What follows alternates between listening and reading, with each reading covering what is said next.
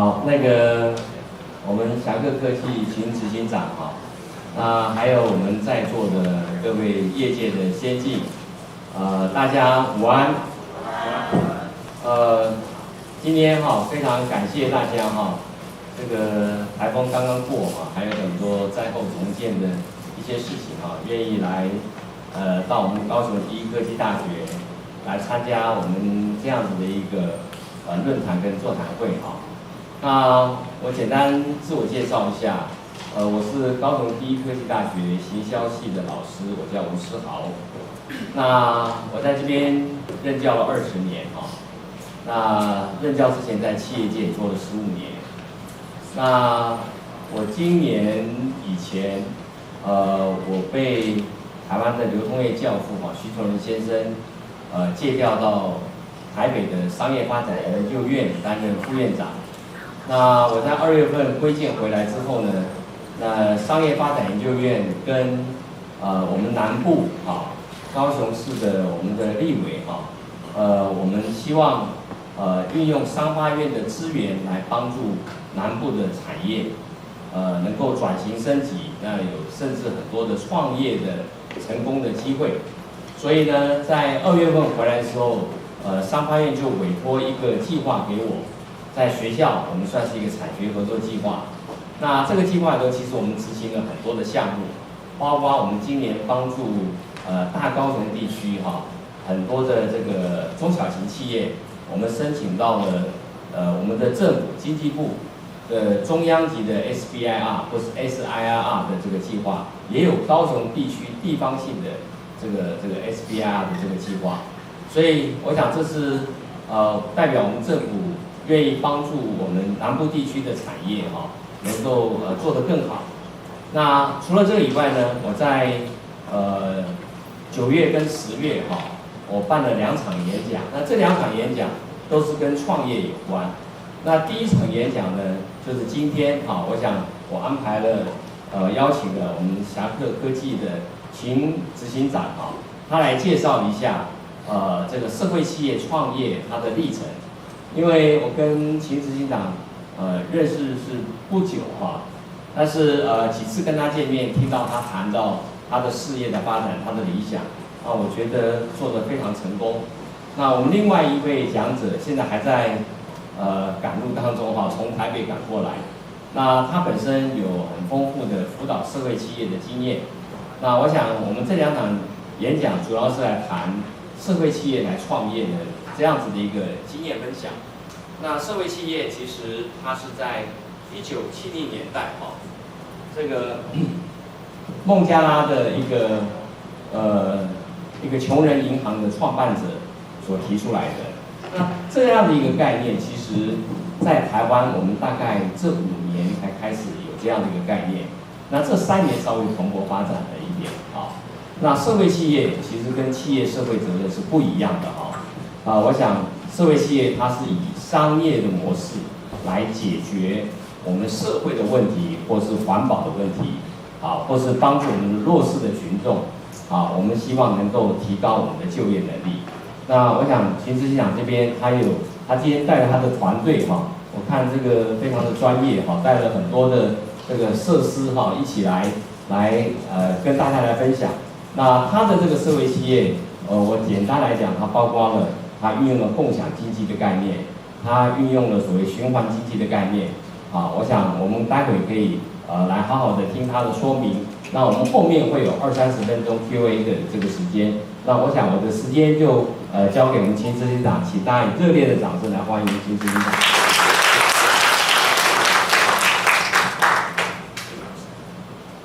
谢谢老师，谢谢学长，很多的同学们今天很高兴很荣幸有我们教授邀请我来做这样的一个分享，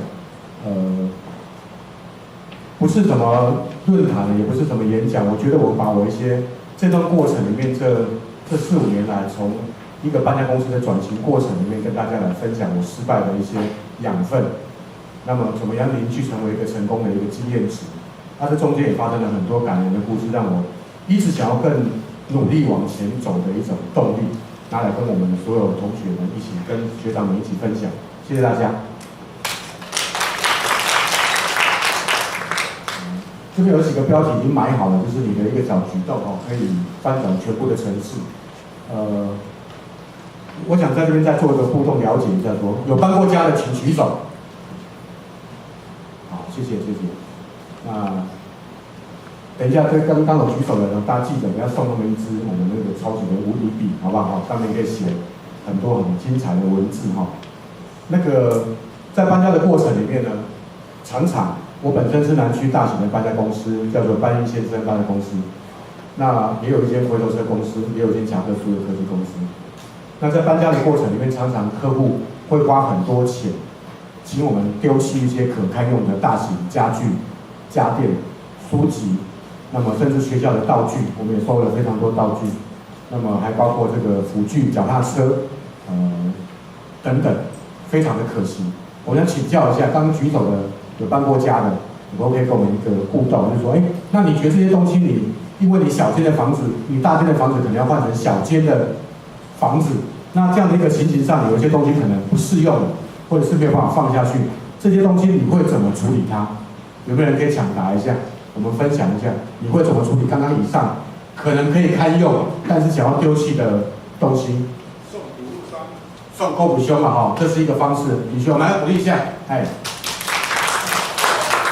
友啊，或者是捐给那些慈善单位啊。很棒，那要鼓励一下，谢谢。给朋友，给朋友要给对人嘛，而且要给对味道。有时候送礼要送到心康，就少了那个角度。那第二个就是说，你刚说这个捐给一些慈善单位，如果大型的还真的很不好捐，要不要找车队？这个等下可以打我的电话，我现在留个名片给你哈，谢谢。好，那这样的过程里面，我们就遇到想法，那这些东西很可惜。那现在当然有一些慈善团体也不做了，以前还有可能司机还有在收木头的，现在他不收了，因为有一些考量的一个问题，囤积的一些问题等等，那他没有做了。那我们政府的环保局呢，它只是你把它丢到楼下去，它会去收。如果他楼上去搬，他是不会去搬的，所以你要去请搬家公司的工人帮你一起从楼上搬下来，对不对？那就很可惜。所以有一般的客户就想说，那我干脆给搬家公司来去搬好了。所以这东西一直萦绕在我的脑海里面，大概有盘旋4年。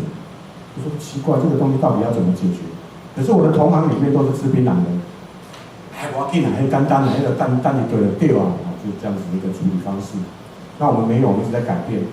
我是南区春花系统的推荐的优质的车队，那我就开始找大型的厂商来合作，把这些废弃物丢掉那个地方。可是还很可惜，那只是丢掉环保而已，就是丢到对的地方。可是那些东西里面还可以用啊，对不对？怎么去做一个连结跟做一个 connect 呢？所以围绕我大概4年的时间就在想这个东西，直到有一天故事发生了。所以我先跟大家介绍说我们在做什么，我们在做搬家公司。那碰到问题开始，我们就准备开始累积承受那个失败的经验了。就这里就是很精彩的，就是开始燃烧一台的车就开始烧掉了。那后来我们怎么样的去解决了问题？也谢谢很多的单位给我们的帮忙，怎么样善用政府的资源以及育成中心的一个资源，是有育成中心的嘛哈，好的，也可以运用很多育成中心的资源，或者是自测或者是我们学校都可以运用很多资源来去解决这个东西。然后我不敢说是共享经济跟社会企业的实践，只是我们做出了一个东西，越来越多的人来帮忙了，那可能可以解决一些问题。刚讲我们在做搬家的过程，那我们就开始回来。这样的一个情形，我们大概做10年的时间。我们自己有一个教育训练的中心，那我们墙壁中贴满了很多的感谢状，这一路谢谢第一科大也给我们，也有同学让我们去搬运好。那在搬家的过程里面，常常会遇到客户对我们的行业的一个鄙视，也看不起。这刚样搬家，大家印象普遍是认为是什么？给点意见。搬家，大家普遍对搬家工人有什么样的印象？抽烟正常的，男生都会抽的。吃槟榔有没有？有看过嘛哈？那也有威士忌的嘛哈？阿袂搬，就怕开始安那，明仔载贴来就开始抖啊嘛哈。这是我们一般普遍的印象。第3个脱掉上衣，露出什么？露出美丽的图案让你本来3000变成，你看这个图案5000这样子，这画图画得很好。正常是这样的一个印象。那所以我在当初在邀请、在应征的时候，真的很困难，大家都是这种人。那你跟他沟通什么事，他就觉得他不相信，他不是不相信你公司的愿景，不是不相信你们的 vision， 而是不相信他自己会成功，他从来没有相信过。那我们开始在做教育训练中心，开始拍微电影，开始做一些类似像 KM 管理，就是知识管理的部分，怎么让他从零开始到3个月、6个月，怎么做一个完整的包覆的一个动作，跟大家介绍一下我们的团队，看我们怎么帮一个家具怎么包装。来，同学们来给大家看一下，顺便打个广告，不好意思哈，置入性行销哈，谢谢。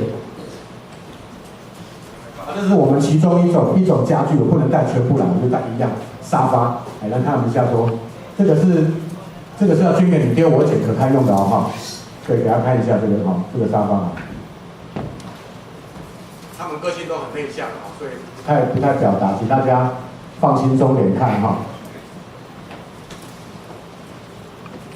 这是我们平常在现场在搬运的时候的每一样家具的一个 protect 保护家具的一个方式，所以我们搬起来比较慢啊，也比较龟毛一点，然后我们大概会在这个地方做一些家具类的一个保护。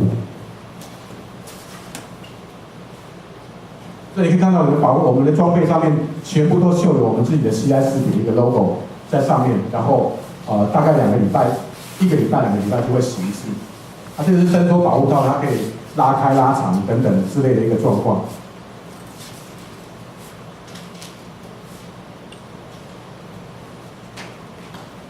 把左右两边的拿来做一个保护，因为它有时候它要叠起来，要叠立正，它才能够把容量叠得很满。所以我们第一个就是在脚部的部分，我们会来做一些保护，以及利用束带。所以大家可以看到，我没有用胶膜哦，所以它基本环保嘛，对不对？不用胶膜再用掉丢掉，也没有用到胶带，胶带捆一捆之后黏黏的，它就丢掉了，没有。我们全部都用自然工法的方式，用这种方式来去来处理它。我们甚至也研发了相当多的保护装置哈，有一些专利，包括环保纸箱啦，2个女生就可以把一个柜子抬起来的手背抬的一个调整器等等啊。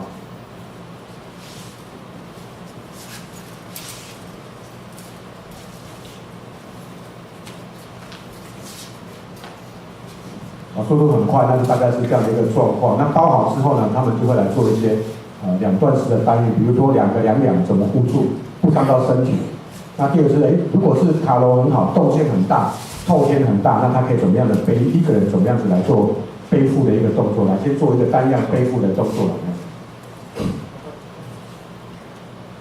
你可以看我们同仁的嘴巴是很干净的，不吃槟榔，不酗酒，也没有保利达的味道，大家可以让大家闻一下哈，没有？就大概我们就是这样的一个，这个实木的很重，这里面的木头很重。好，那鼓励一下好不好？谢谢。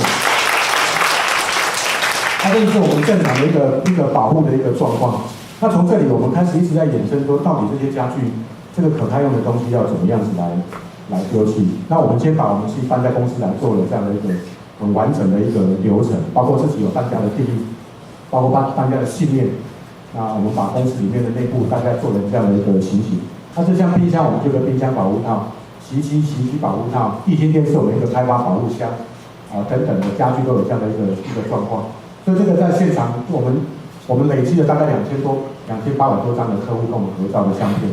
他们回到公司，客户如果跟他们合照，就有一个150块钱的快乐奖金，所以他们很开心。他们的小确幸是我客户很高的满意度。那么再来就是变成我们的很高的回客率。好了，那现在开始了。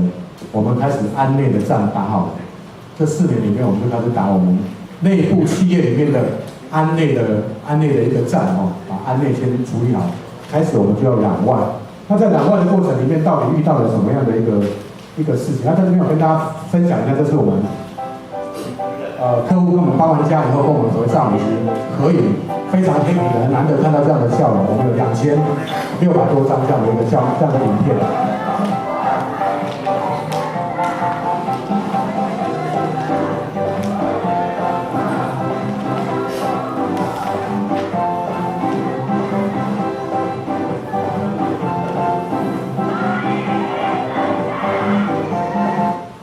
我们是这样子一路上来。那么，在4年半前呢，瑞隆里有一位里长请我去估一个价，我的客户请我去估一个价。那么那天下午，今天我们在里面吹冷气，好美，好棒，很羡慕的。那天去的时候是天气非常热，那个他只有跟我说啊，有一个阿嬷有一个大厝，要去勾选，所以我们去现场都要去估价，有一个估价的契约书到现场去。那么到了现场去呢，一打开门是一股酸的刺鼻味跑进来。我当时看到了一个非常震惊的画面，就是没有沙发的客厅。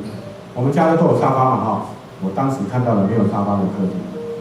那个客厅里面有一个破破破破的小桌子，墙壁有11张的奖状，那个奖状都是我们公司250多张的感谢状的起因啊，他也是我的老师，他是一个高中的学生。我想说，哇，那个学生这样厉害，大家看起来是家徒四壁，但我觉得他们家阿嬷跟他的感情非常好，因为爸爸吃药哈，甲油啊，所以他们把他们家里面能够卖的东西都怎么样卖掉，每次出来就卖，每次出来就卖。那阿嬷的 Q 有说要养这个小朋友，这村子蛮争气的，所以有11张的奖状，给我很大的鼓励啊。那他又带我去厨房去看阿嬷的条楼，他把带我去厨房看，我看到了没有餐桌的厨房。那厨房的餐桌是我们那个拜没有折叠的那个餐桌了哈。我心里面就有一种不会形容的感觉了。他又带着我走到楼上去，那里让我做下来一个人生很重大的决定。他带我楼上去看的时候，我看到了2个床垫，没有床箱。他那个阿嬷的床垫有点泛黑，有点那个混出来哈，是不是有这个夜？他那样睡了一个醒了，那个连我们丢掉的都不要的东西都比他还要漂亮，漂亮好多倍啊！我当时在想说，我是一个搬家工人，也是一个搬家的经营者，我刚我的这档我代志，我不能do something吗？可以吗？哈。当时当然价钱放得比较低啊，就说好，阿嬷这边刀我来搬，那我也送了一组沙发给他。然后回到公司之后呢，我就把我的家人、我的团队、我的所有行政人员跟他们讲，我发誓，我希望把我们班一先生这个品牌做好做更大，希望能够运用科技的 technology 的方式呢，能够把在搬家的过程里面能够快速的让很多客户透过这样的一个 APP， 透过这样的一个方式，能够来去拿到要的物资。当时发了这个誓啊，现在回来看，当然我们做到了，给大家给我们一个鼓励，好不好？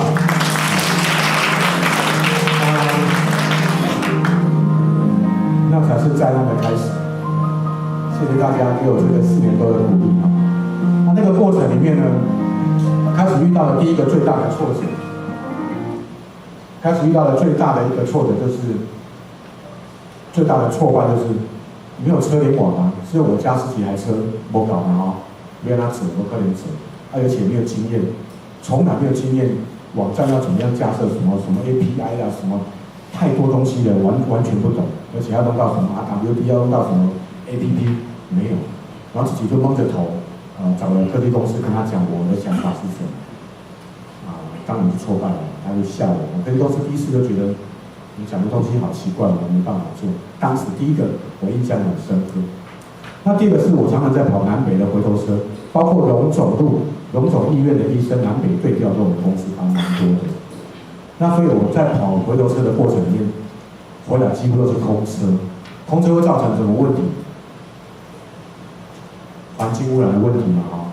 台湾的癌症第1名是肺癌，所以那个宣府的那个 PM2.5，货车也是供应商之一，很大的大盘商之一。那在南北跑，现在常常看到在林口交流道、五股交流道附近，很多排大排的卡车都停在那边。当时说要在抓那个怠速嘛，说车子不能停超过3分钟嘛，超过3分钟要开单嘛。可是他去那边绝对不敢开单，为什么？我一个短会加处理这里来，这边做处理。变成干吗？不可能嘛，所以连体嘛，谁在烫？所以台北温度绝对不会降，你放心。那大货车太多了，有外围的这个路口在那等。所以我当时回到公司之后，我就一直想，到底第一步应该是先解决什么问题？所以我们要做一件伟大的事情，虽然不是都是有钱人做去的，虽然是我们也可以做，但是要先做对第一步嘛，所以我们就开始做了一个回头车的自动媒合系统，开始研究亚洲、韩国、日本、新加坡那么欧洲、美国针对于回头车自动媒合的部分，他们做到了哪一些的状况？那么翻遍了很多文献，那也跟专利师讨论很多讨论之后，发现我们做的东西也蛮好的。在第一步棋嘛，这里来再给大家看一下。那我们开始做了一些申请一些我们国际的一些专利，像亚洲我们大概都请了我们这方面的专利，以及里面还有2、3套的其他相关的一些媒合系统的一个部分。那我们做完了之后呢，以前怎么做回头车呢？车子到了台北之后，爱单汇文公司卡电媒合咱甲人讲，那个五股交流道都有这边物件，我只要 TQI 去载，我们才去等，就去这边载。我不是指我啦，说一般的大型货车。那所以有时候载的过程里面运气好，等6个小时；运气不好呢，单底14点钟嘛在等，因为大货车有点皮啊，所以它后面一定有地方可以睡觉。所以他为什么要给他睡觉？除了跑长途之外，可以让他怎么样？这个 rest 稍微休息一下，而且就等待这样的一个这个样的一个状况。那我们就觉得很可惜，怎么样让客户抛上去之后，很快的可以让需要的厂商在2个礼拜前就可以知道我缺的是南下，我缺的是北上，我缺的是东部的，我缺的是花东到高雄的这样的这个车队，可以马上来做一个互动的一个媒合。所以我们当时就开发了这套会有这个自动媒合系统。谢谢我们台湾的政府也给我很多帮忙，也谢谢经济部的 SIR， 我第一次投他就让我通过了这样的一个 SIR 的一个计划。这是我第一次的一个部分。其实我那时候很自卑的，当时他们在高雄市打狗那边办了一场高雄市和是经济部的一个 SIR 的一个说明会，我在旁边听，我10分钟就要离开了。因为我觉得我是一个搬家公司，你觉得有机会吗？有吗？没有，人蛮自卑的，我全部都打领带穿西装，很害怕，非常的害怕，我觉得应该不是我。主角一定是我啦，不可能是我嘛，我嘛谁都无盖人党嘛举个例子，不可能是我。那我要离开了，结果我的家人拉着我说：“你再等一下啦，你怎么这么没有水准啊？来到这边人家都这样子，都坐在那边乖乖，你就听一下。”我真的忍耐听到30分钟。还是起来要走了还是起来要走。那刚好是车会的来跟我聊一下，然后我把我的想法跟他讲，他说他觉得很惊讶，他觉得这个有搞头，有亮点，我也听不懂什么叫亮点。大家知道什么叫亮点吗？知道啊，那时候也听不懂啊，个性很内向啊，听不懂。我好，那我就应付着他，他应付我嘛我就跟他怎么样？我就应付他啦，就好，谢谢你，很高兴认识你就讲这样子就跟他交换了一下名片。所以他就跑来找我们来讨论，我们刚好就做了这样的一个部分，也谢谢政府帮忙，让我架了亚洲第一个大型的回头车的自动媒合的 APP， 我才知道那个车联网系统。